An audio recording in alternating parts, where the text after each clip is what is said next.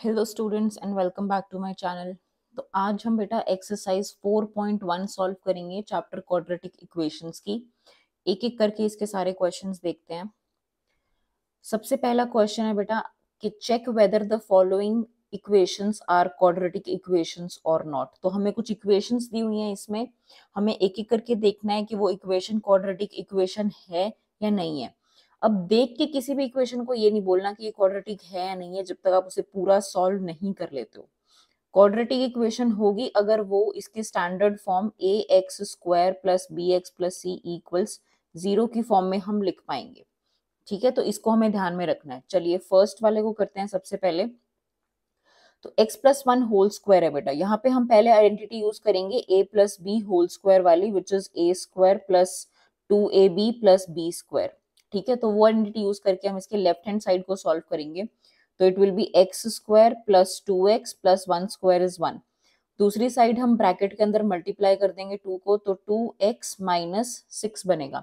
सब कुछ एक साइड पे ले आएंगे, x square plus 2x minus 2x plus 1 plus 6 equals 0। ये 2x माइनस 2x बेटा 0 हो गया। ये एक्स स्क्वायर 6 प्लस 1 7 इक्वल्स 0। ये क्वाड्रेटिक इक्वेशन है। क्यों है? क्योंकि इसमें एक्स स्क्वायर है। ठीक है, याद रखो कि हमारा a 0 नहीं हो सकता, b और c 0 हो सकते हैं क्वाड्रेटिक इक्वेशन की स्टैंडर्ड फॉर्म में। तो इसीलिए यहाँ पे क्या हो गया, x का कोएफिशिएंट 0 है, तो इक्वेशन हमारी क्वाड्रेटिक है। तो yes, the given equation is a quadratic equation. तो हम नीचे लिख देंगे कि hence the given equation is quadratic. The given equation is quadratic. Done. ठीक है, सेकेंड पार्ट करते हैं। X square minus 2x equals minus 2 into 3 minus x दिया हुआ है। एक्स स्क्वायर माइनस 2x को तो बेटा एज इट इज रखेंगे, कुछ इसमें सिंप्लीफाई हो नहीं सकता। राइट हैंड साइड में माइनस 2 को अंदर मल्टीप्लाई कर देंगे तो ये minus 6 and minus 2 and minus x की मल्टीप्लीकेशन प्लस का 2x बन जाएगी। Everything will take to left hand side, तो x square minus two x plus 6 equals 0। ये बन जाएगा x square minus 4x plus 6 equal 0। तो अब ये इक्वेशन हमारी स्टैंडर्ड फॉर्म है, x square plus b x plus c is equal to 0 type की है, तो इसीलिए hence this equation is also quadratic equation. Hence the given equation is quadratic.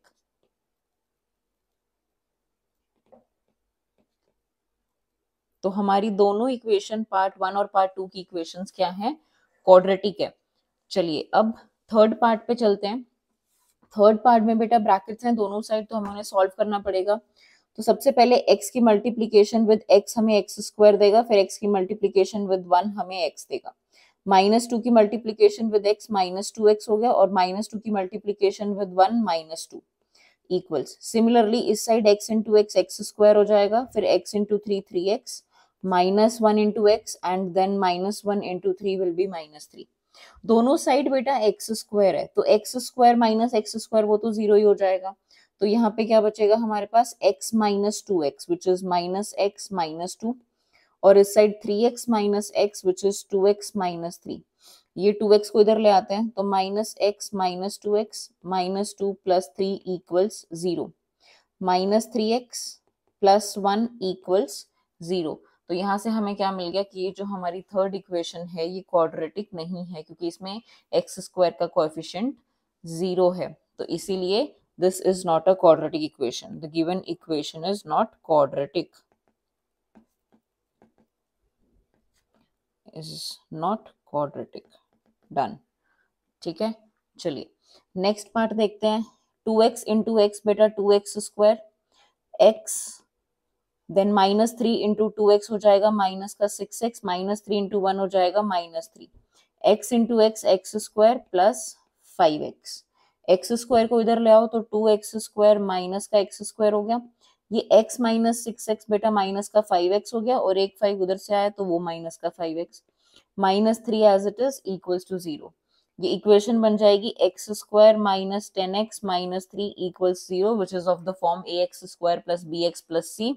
तो hence the given equation is quadratic. The given equation is quadratic.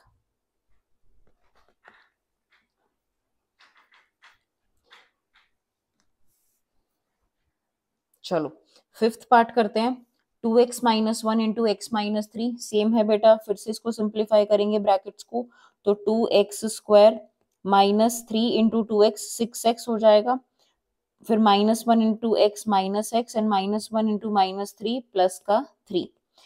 Right hand side x² minus का x plus 5x minus 5, 2x² minus x² हो जाएगा बेटा 6, और ये minus minus plus होके minus का 7x बना देगा प्लस का 3, और ये इस साइड से माइनस का x प्लस का 5 था तो 5 माइनस 1 यानी कि 4x, उस साइड प्लस का 4x था तो इधर आके माइनस का 4x होगा, उधर माइनस 5 था तो यहाँ आके प्लस का 5 होगा, इक्वल 0।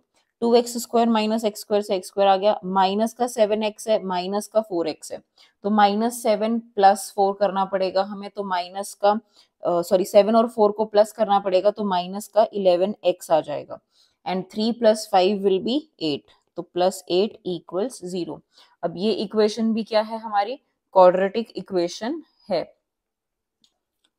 तो हम लिख देंगे कि the given equation is quadratic,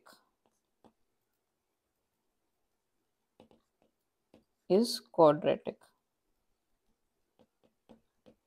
चलो अब नेक्स्ट करते हैं sixth part, x² plus 3x plus 1। अब इसको सॉल्व करने के लिए हम कौन सी आइडेंटिटी यूज करेंगे बेटा, वही a minus b whole square, तो a² minus 2ab plus b², ये आइडेंटिटी को हम यूज करेंगे, तो x² plus 3x plus 1 as it is, ये हो जाएगा x² माइनस 4x और 2 का square will be plus 4, x² बेटा दोनों साइड है तो दोनों साइड 0 हो जाएगा कैंसिल होके, 3x 4x इधर आके प्लस 4x हो जाएगा, plus 1 minus 4 equal 0, 3x plus 4x will be 7x and 7x minus 3 equals 0. So this is not a quadratic equation. So given equation is not quadratic. So the given equation is not quadratic. चलो next part देखते हैं बेटा seventh. अब इसमें a plus b का whole cube दिया हुआ है, a plus b whole cube की क्या आइडेंटिटी है, a cube plus b cube plus 3ab into a plus b, correct. तो हम इस आइडेंटिटी को यूज करेंगे, तो ये हो जाएगा x का क्यूब प्लस 2 का cube is 8 plus 3 into x into 2 into x plus 2 equals, बेटा फिर अंदर मल्टीप्लाई कर देंगे ब्रैकेट के, तो 2x³ माइनस का 2x, इस साइड को और सॉल्व कर लेते हैं थोड़ा, तो ये 3 इंटू 2 6x हो जाएगा, 6x into x plus 2 equals 2x³ minus 2x। अब x³ है बेटा, इस 2x³ को इधर ले आते हैं तो माइनस का 2x³ हो गया plus 8 plus 6x into x 6x² हो गया, और 6x इंटू 2 प्लस का 12x हो गया, ये 2x इधर जाके प्लस 2x हो जाएगा इक्वल्स 0। अब इस पूरे को सॉल्व कर लेते हैं, x³ माइनस 2x³ तो माइनस का x³ हो गया, फिर है हमारे पास 6x², उसके बाद में 12x प्लस 2x हो गया 14x और प्लस 8 इक्वल्स 0। ये हमारी क्वाड्रेटिक इक्वेशन नहीं है, ये क्यूबिक इक्वेशन है, तो क्यूबिक इक्वेशन है तो इसको लिख देंगे हम कि hence the given equation is cubic, right, which is not quadratic. So the given equation is not quadratic. अब यहाँ पे बेटा एट्थ पार्ट में हम यूज करेंगे a माइनस बी क्यूब की आइडेंटिटी, तो a minus b whole cube की आइडेंटिटी क्या होती है, a³ minus b cube minus 3ab into a minus b, तो इस आइडेंटिटी को यूज करके हम हमारे RHS को सॉल्व करेंगे, तो x³, यहाँ एक लाइन लगा देते हैं, x³ minus 4x² minus x plus 1 which is equals to x³ minus 2 का cube is 8 minus 3 into x into 2 which is going to be 6x multiplied by x minus 2, तो ये हो जाएगा x³ minus 4x² minus x plus 1, x³ minus 8 minus 6x² minus 6x into minus 2 will be plus 12x, तो minus 4x² minus x plus 1 plus 6x² minus 12x and plus 8 equal 0। Minus का 4x² plus का 6x² हो जाएगा बेटा 2x², minus x minus 12x will be minus 13x, 1 plus 8 will be plus 9 equals 0. This is our quadratic equation. तो हम लिख देंगे कि the given equation is quadratic. The given equation is quadratic. Okay, चलो अब सेकेंड क्वेश्चन में हमें क्या दिया हुआ है, हमें स्टेटमेंट दी हुई है और हमें इनको क्वाड्रेटिक इक्वेशंस की फॉर्म में रिप्रेजेंट करना है. हमें पूरा सॉल्व नहीं करना है, बस रिप्रेजेंट करके इनको क्वाड्रेटिक इक्वेशन देनी है. तो the area of rectangular plot is 528 square metres. Rectangular plot है, उसका एरिया 528 स्क्वायर मीटर्स है. The length of the plot is 1 more than twice its breadth. Length of the plot is 1 more than twice its breadth. We need to find the length and breadth of the plot. But हमें इसमें क्या करना है कि अभी सिर्फ इनको statement देनी है.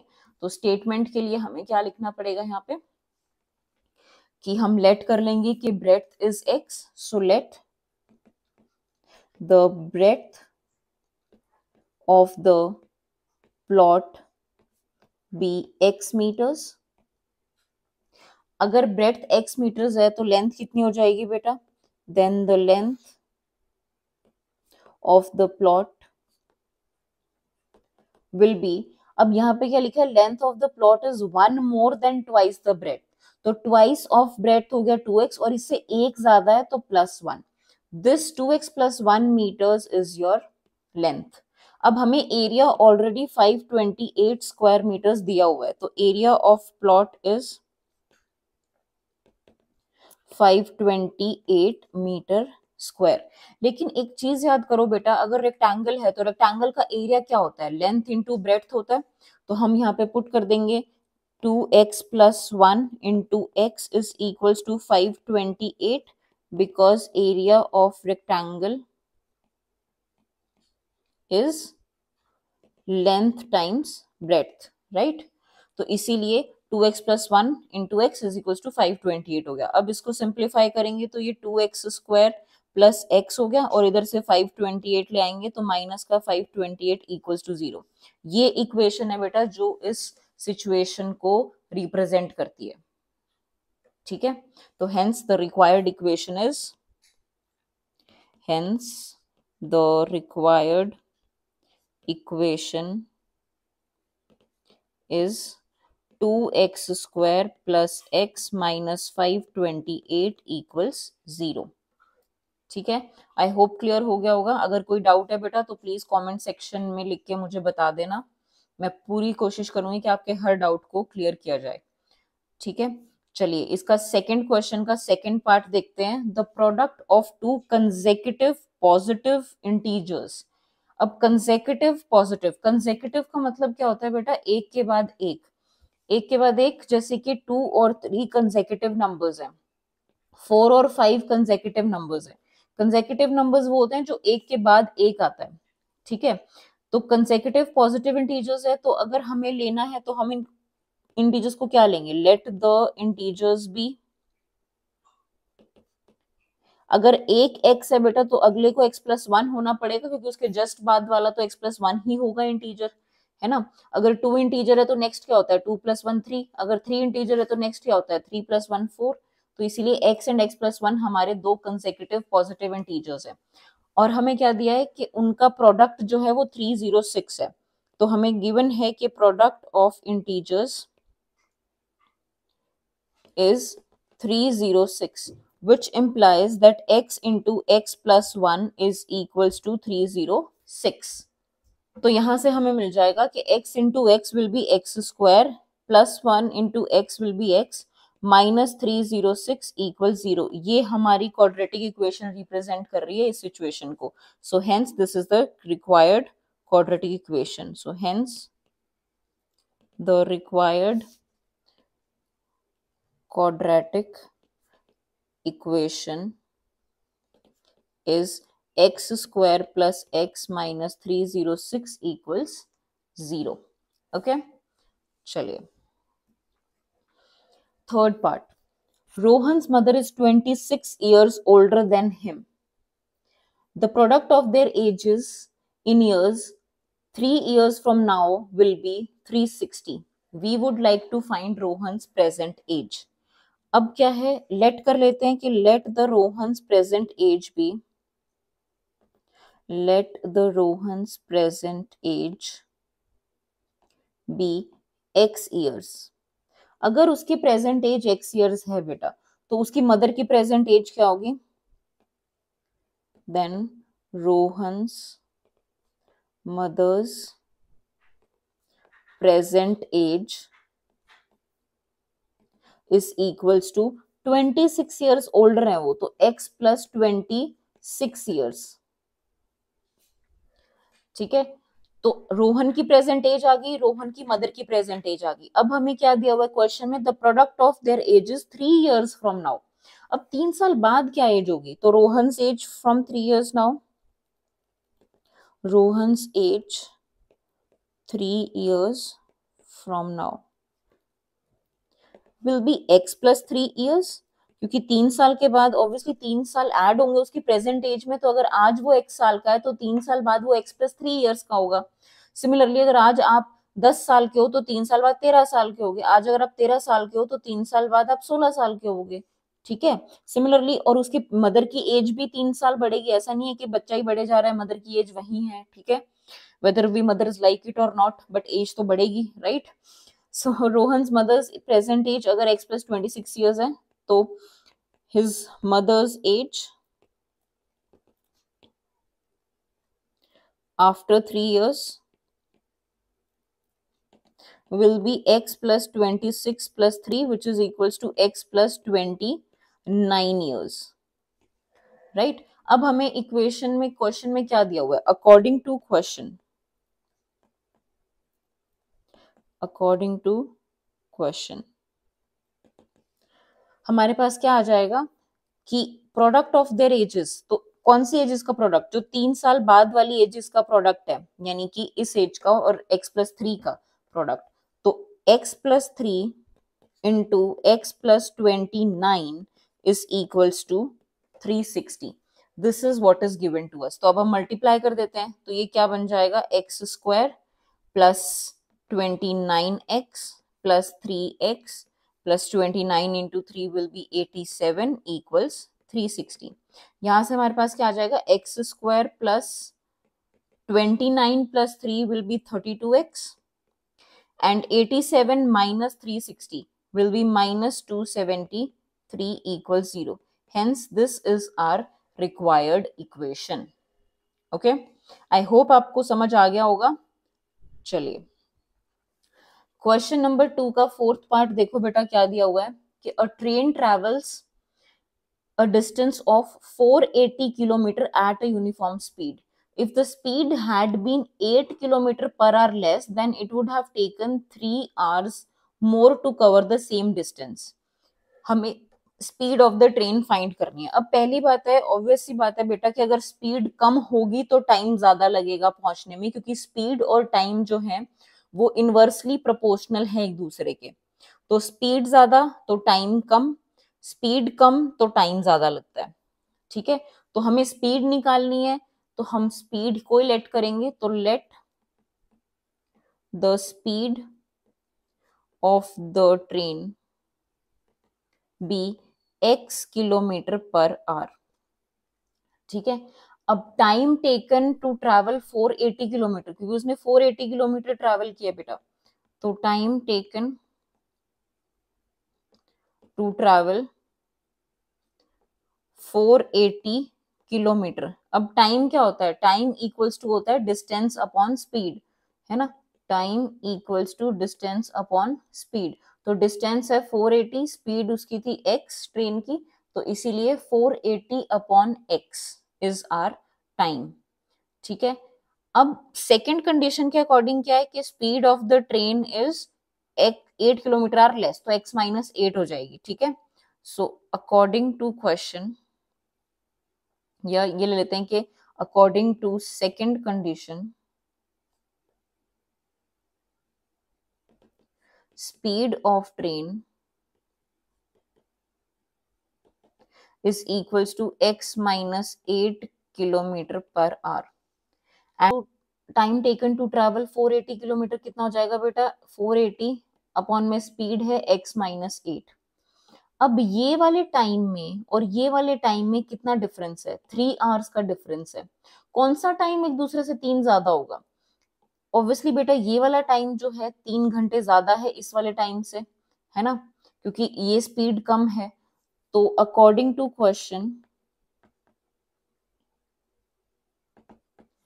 480 अपॉन x माइनस 8, 3 ज्यादा है 480 अपॉन x से, तो 480 अपॉन x में अगर मैं 3 ऐड कर दूं तो वो 480 अपॉन x माइनस 8 के इक्वल हो जाएगा। यहां से अब हम क्या लिख सकते हैं? 480 अपॉन x माइनस 8 माइनस का 480 अपॉन x इक्वल्स 3। आप 480 कॉमन ले लो तो 1 upon x minus 8 minus 1 upon x equals 3 बचेगा। 480 को यहीं रखो बेटा, x माइनस 8 इंटू एक्स, तो ये हो जाएगा x माइनस का x माइनस 8 इक्वल्स 3। यहां से मिलेगा 480 इंटू माइनस माइनस प्लस 8 हो जाएगा, तो 8 अपॉन एक्स स्क्वायर माइनस का 8x इक्वल्स 3। अब हम क्रॉस मल्टीप्लाई कर देंगे, ठीक है बेटा, तो क्या आ जाएगा? 480 into 8 equals x square minus 8x को उधर ले जाओ क्योंकि यहाँ पे तो 1 है तो वो मल्टीप्लाई करके कुछ है नहीं, ठीक है। तो यहाँ से हो जाएगा 3x square minus 3 into 8 will be 24x, ठीक है।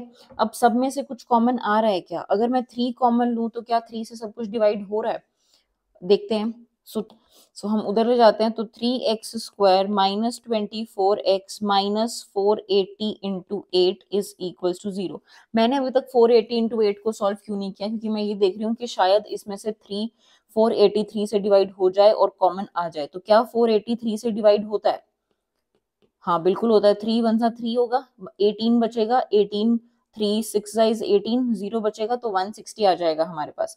तो 3 कॉमन ले लूं तो एक्स स्क्वायर माइनस का 8x माइनस का 160 इंटू 8 इक्वल्स टू 0। 3 उधर जाके 0 हो जाएगा बेटा, तो हमारे पास क्या बचेगा? X square minus 8x। अब हम मल्टीप्लाई कर देते हैं, तो 8 times 0 is 0, 8 times 6 is 48, 8 times 1 is 8, तो 1280 equals 0। This will be our equation.